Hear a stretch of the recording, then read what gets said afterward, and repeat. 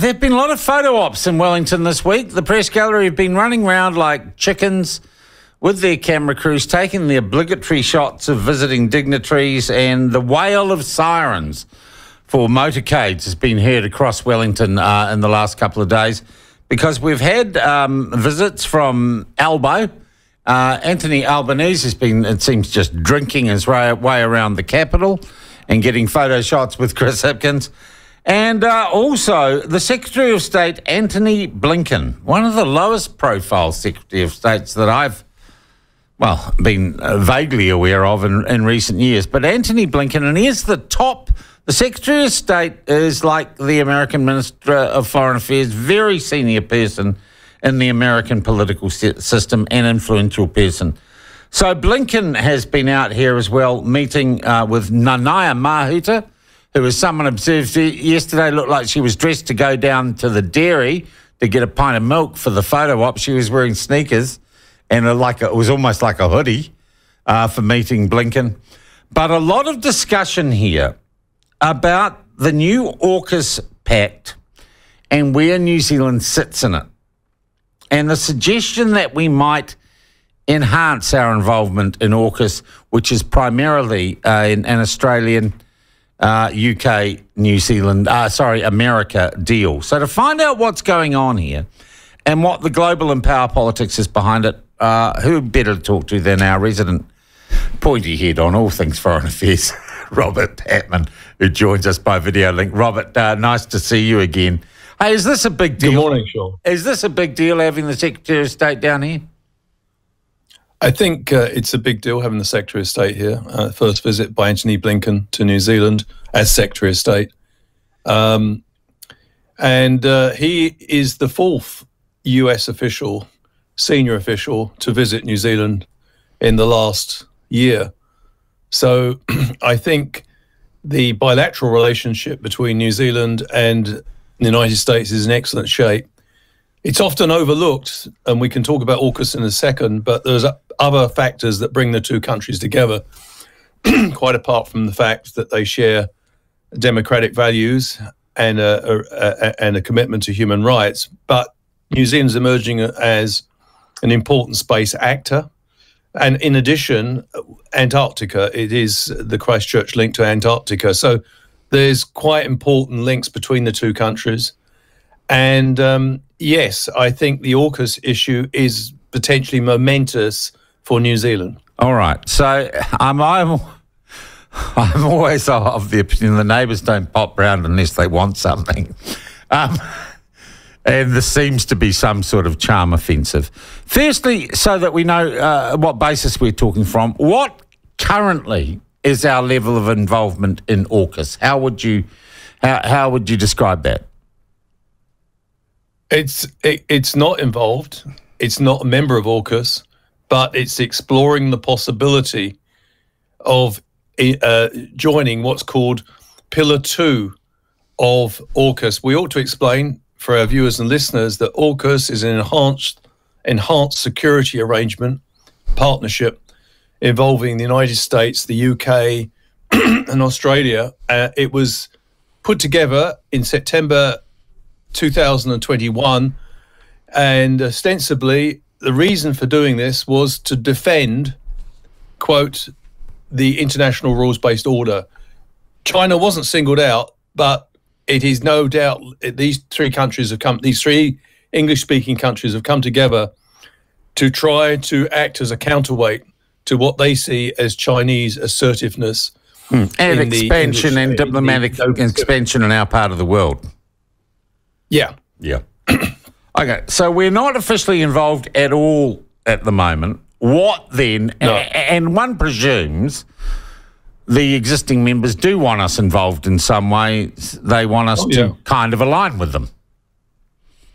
Yes. They want, United States and Australia in particular are very keen for New Zealand to be a member of Pillar 2. They understand that New Zealand can't join. We ought to explain that Pillar 1, which we haven't mentioned so far, consists of transferring nuclear-powered submarines to Australia.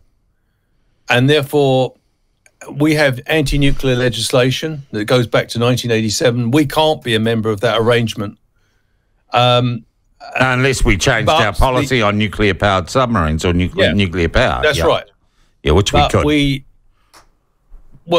We could, but it would risk what has been a considerable gain for us diplomatically. Yeah. Which is the perception that we are not afraid to make independent decisions in foreign policy. Yeah. And the situation is that following a visit by Kurt Campbell in March, Andrew Little, the defence minister, said we were exploring the possibility of joining Pillar 2. But it hasn't gone further than that. It's unclear that what is Pillar 2. It's all about, Sean, sharing defence, cutting-edge defence technologies. But you see, those three countries, the UK, the United States and Australia, they don't have a monopoly on those technologies. In fact, we're engaged in discussions as we speak with NATO about precisely that subject. So from New Zealand's point of view, and the foreign minister was very careful to say this in the press conference yesterday with Anthony Blinken, we are not going to compromise on our commitment to non-nuclear security.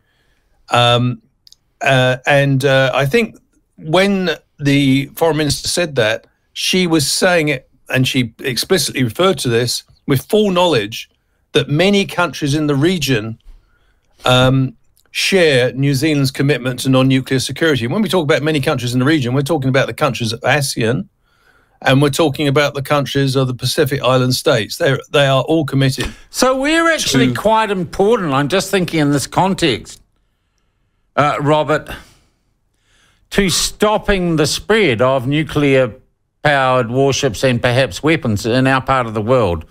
If we were to fold on this, it would. And the other thing here, we've been quite successful as a relatively small state in leading the charge in trying to spread the norm of non-nuclear security and countering nuclear proliferation.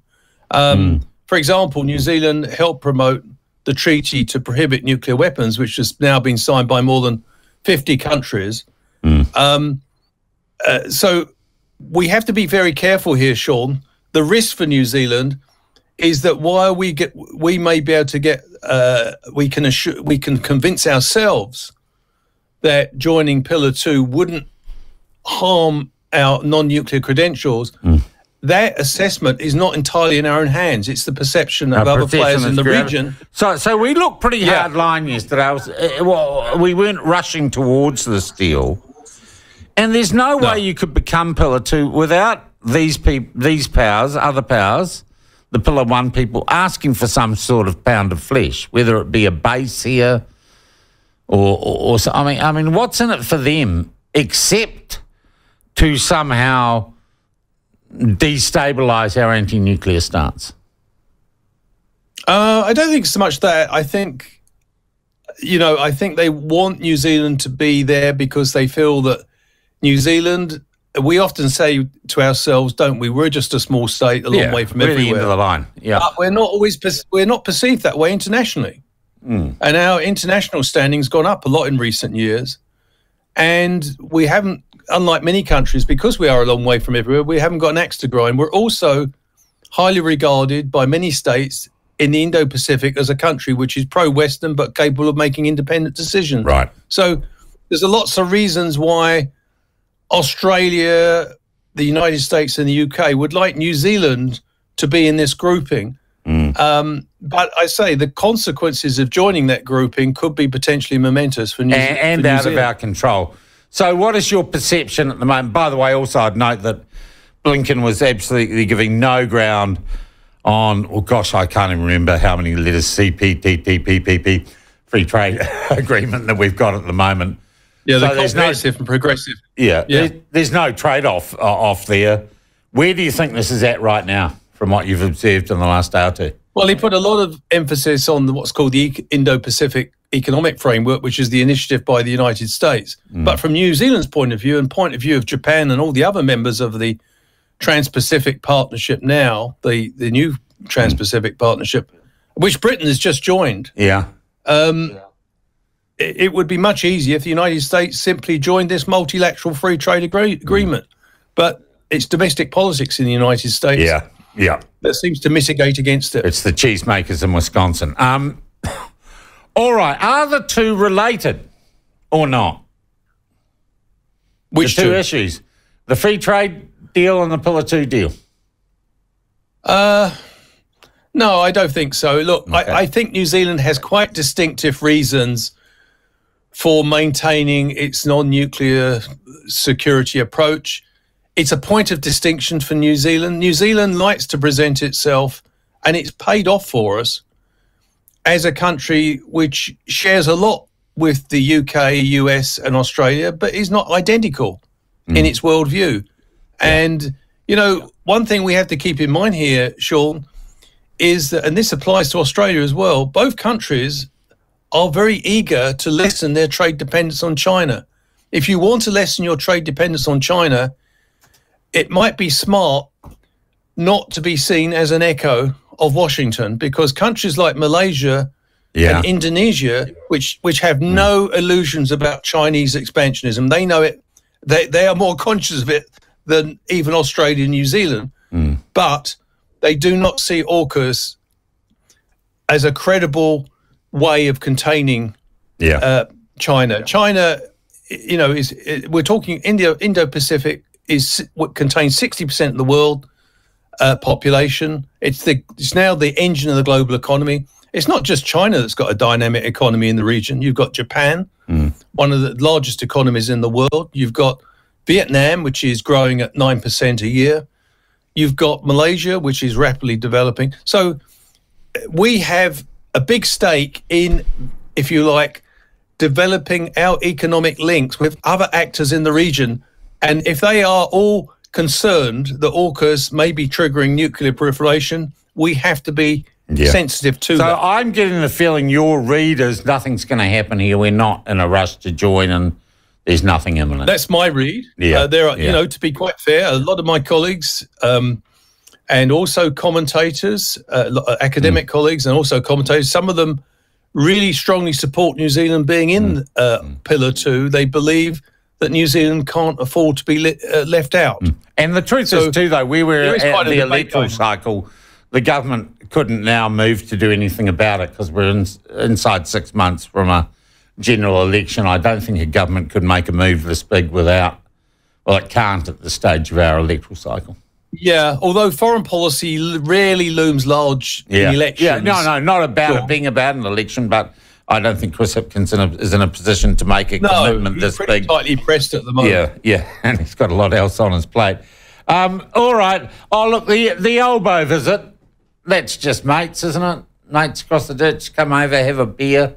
Nothing huge in that, is there? Well, they're celebrating what seems to be a successful co-hosting of the FIFA Women's World Cup, which seems to be going quite well. And it's an important event for both countries. You know, Australia and New Zealand are rarely top of the global news cycle. Yeah. But when you host an event like this, you begin to make inroads into the American-Chinese monopoly on what's going on in the news world. So because I'm being a bit flippant here, but you take my point, Sean, often the bigger countries have a much bigger share of the media news coverage. And this is a way of reminding the rest of the world that Australia and New Zealand exist and we're open for business. Yeah. Let's not talk Ukraine this time because we normally do. But as always, Robert, after a discussion with you, I feel I know a little bit more about the state of the world. I thank you very much indeed for joining us. Thank you very much. Cheers. That is Robert Patman, our resident foreign affairs expert. So, yeah, the Yanks come down here. They say, join up. And we're probably going to say, nah, that's all good. Do you want to be in?